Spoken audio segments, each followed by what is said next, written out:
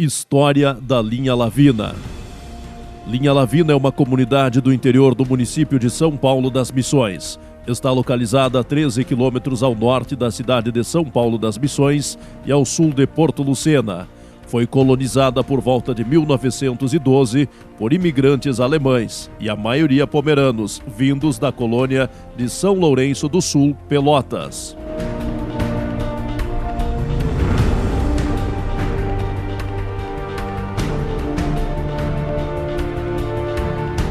Segundo o trabalho monográfico, em 1902, foi iniciado pela Companhia Ferroviária Norte-Oeste a construção da ferrovia que deveria ligar as cidades de São Luís Gonzaga, Santo Ângelo, Cerro Largo e toda a região do resto do estado e do país. Por isso, era necessário colonizar as terras situadas em toda a área.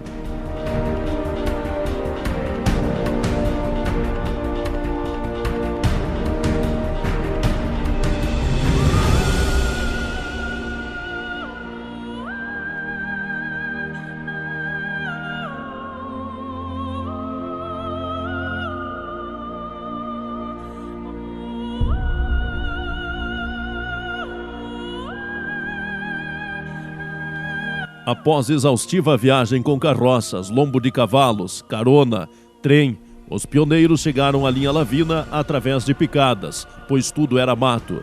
Primeiro derrubaram o mato usando somente ferramentas primárias, como foice, machado e serrote. Fizeram requerimentos para comprar as terras do governo. O imposto era pago com serviço. Trabalhavam entre 6 a 8 dias por ano, fazendo estradas e mantendo suas beiras roçadas.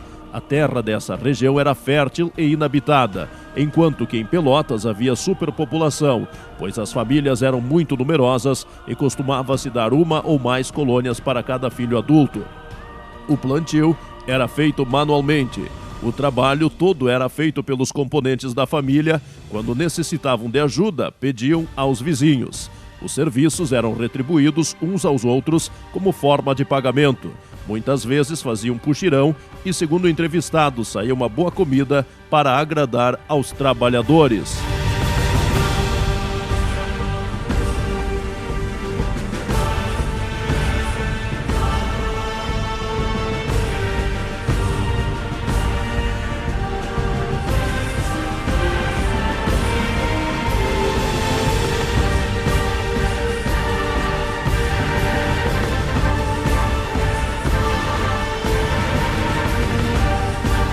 Plantavam milho, feijão preto, arroz, mandioca, batatas, tabaco e também praticava-se a apicultura e outras. As formas de colheita eram primárias. O milho era debulhado à mão. O feijão era arrancado e colocado em cima de uma lona. Depois de seco, era batido com pau, manguá, ou então com 3 cavalos. Alguém montava num dos cavalos, segurava e puxava os outros 2, sempre andando em círculo. Alguém precisava cuidar para que os cavalos não fizessem suas necessidades em cima do feijão. O trigo e o arroz, depois de cortado e colocado para secar em feixes, eram batidos em cima de um banco triangular. Hoje, ainda há algumas famílias que usam este sistema arcaico na colheita do arroz. Trouxeram poucos animais, criavam vacas, porcos, galinhas, patos, somente para o consumo. Criavam cavalos para trabalhar, puxar carroças e arados. Das ovelhas, utilizavam a lã para a confecção de roupas quentes, cobertas e baixeiros para os cavalos. Locomoviam-se a pé, lombo de cavalos, carroça, bicicleta, caminhão com tolda, em 1929, barca e lancha nos rios Comandaí e Uruguai. Quando alguém ficava doente, era levado de carroça até Cerro Largo. Bem mais tarde, surgiu a primeira linha de ônibus de propriedade do senhor Nicolau Lauer. Na década de 30, durante o governo Vargas, instalou-se no país o movimento chamado nacionalização, tentando destruir a influência germânica. Os colonos reivindicaram seus direitos e necessidades, mas o governo pouco se importava com a comunicação, saúde pública, a construção e o conserto de estradas e educação. A própria comunidade assumia essas tarefas. A nacionalização proibiu a fala da língua alemã. jornais e outras publicações, os cultos e as reuniões em alemão. Haviam espiões e, se as pessoas eram pegas, eram levadas ao presídio. Isso aconteceu com Geraldo e Franz Hoffmann, que foram pegos e pagaram 3 anos de prisão fechada em São Luís Gonzaga.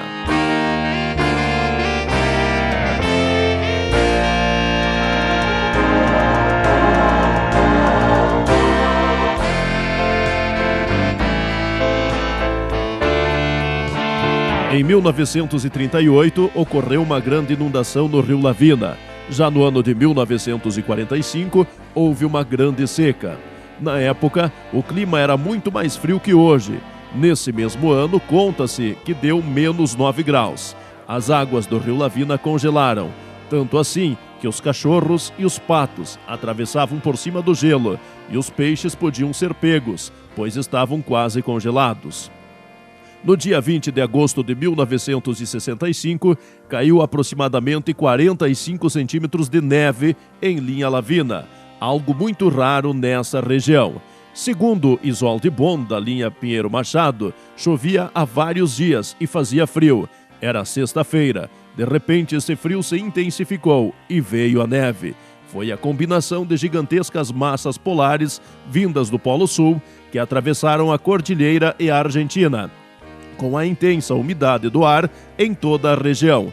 Primeiro assustou e depois virou espetáculo. Ninguém foi à escola. Quando chovia muito, não havia aulas. Na outra manhã, a chuva havia levado tudo.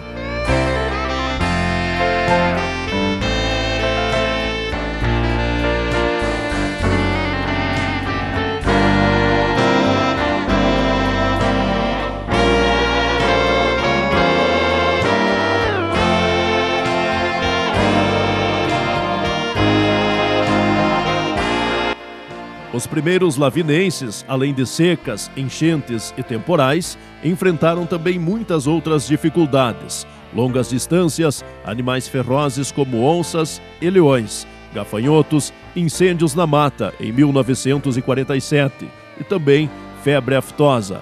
Esta febre nos animais voltava de tempo em tempo e era curada com benzacriol. Bem mais tarde surgiu a vacina. A doença continua até hoje. Por que o nome de linha Lavina? Versões da origem do nome da localidade de linha Lavina. Uma das versões vem por causa do arroio Lavina. O arroio recebeu esse nome conforme depoimento das pessoas mais antigas, descendentes dos pioneiros, que eram imigrantes ou filhos dos mesmos, que na Alemanha, como resultado das avalanches de neve, formava um riacho quando derretia. Era chamado de Lavínia. Chegando aqui, viram o riacho e o nomearam Rio Lavina. Outra versão, conforme o registro de imóveis, no ano de 1915, já consta o nome de linha Lavina, 14ª seção do núcleo Uruguai da colônia Guarani.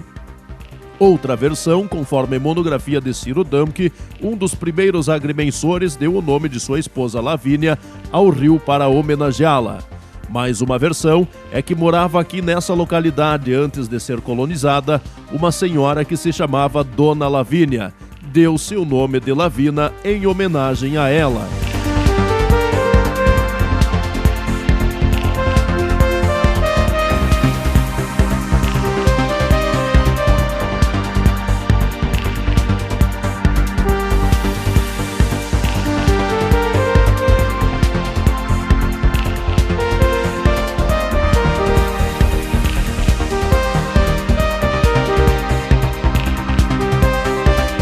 Na linha Lavina Norte, havia uma escola ao lado da Igreja Evangélica de Confissão Luterana no Brasil.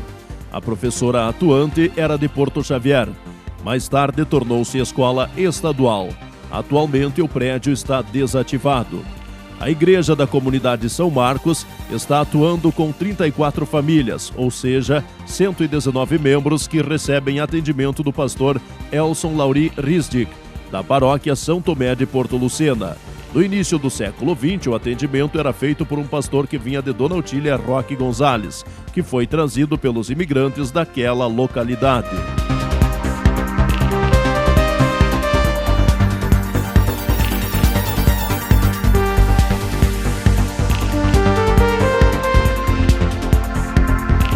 O primeiro caminhão era da marca Chevrolet, usado para passeio e transporte. Funcionava a gás pobre feito com carvão. Tinha 2 ou 3 tubos, carvão e lenha. Manivela para formar o gás e fazer o motor funcionar. Acumulava o gás num tubo, depois a lenha formava o gás. Era o primeiro combustível aqui da região.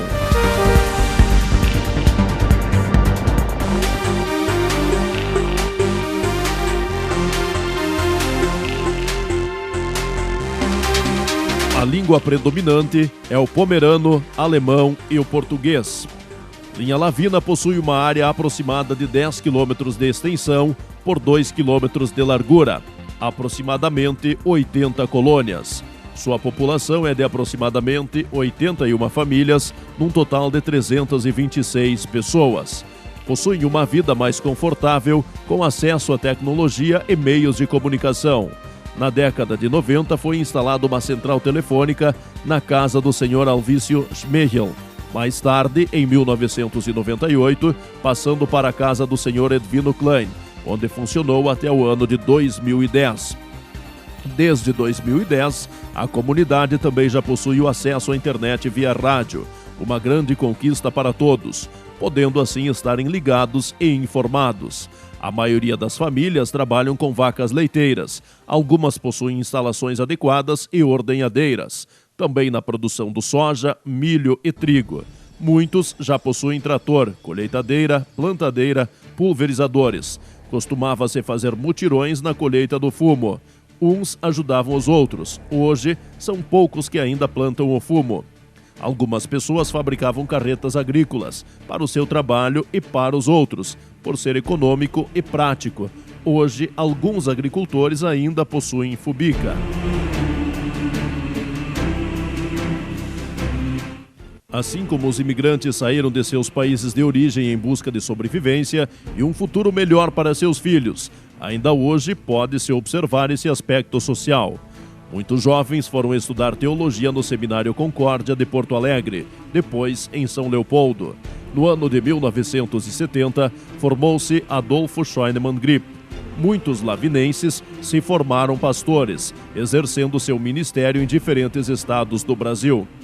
As famílias numerosas levaram pessoas à imigração para o Paraná e outros estados do Brasil, Argentina, Paraguai, por volta de 1979.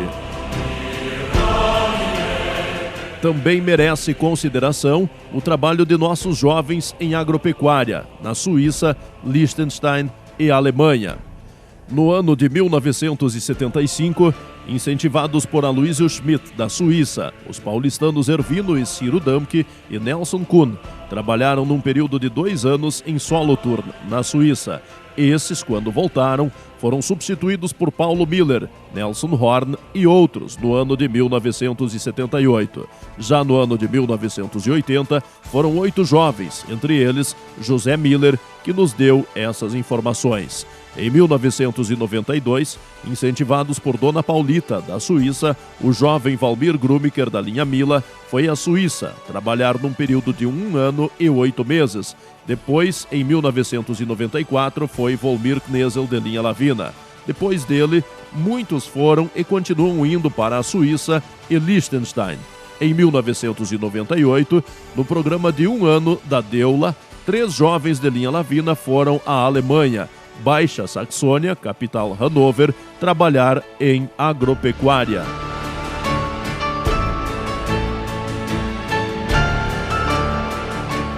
Os descendentes dos imigrantes, além da agricultura e pecuária, destacam-se como grandes construtores. Sua cultura está presente na memória do povo do nosso município, arredores, também na região de Porto Alegre e Argentina. Encontramos muitas casas residenciais de alvenaria em linha Lavina e Colônia Gaúcha. Construíram residências comerciais, como a Casa Rigo e Beze, de Porto Lucena, o Hospital e a Igreja Católica, também de Porto Lucena. Ainda construíram a igreja de linha Lavina, linha Heloísa Sul, Pinheiro Machado, linha 15 de Novembro, Giruá e Cerro Largo. Essa localidade tem como tradição o culto da festa da colheita, no mês de julho, onde são levados produtos cultivados na comunidade em forma de agradecimento a Deus pela colheita e também culto da Reforma Luterana, dia 31 de outubro, que a partir do ano de 2002 tornou-se feriado municipal. Ainda mantém-se os costumes de caça, pesca, jogar futebol, sessão de jovens, coral, música instrumental, desfile cívico de 7 de setembro, se divertir em bailes e festas, etc.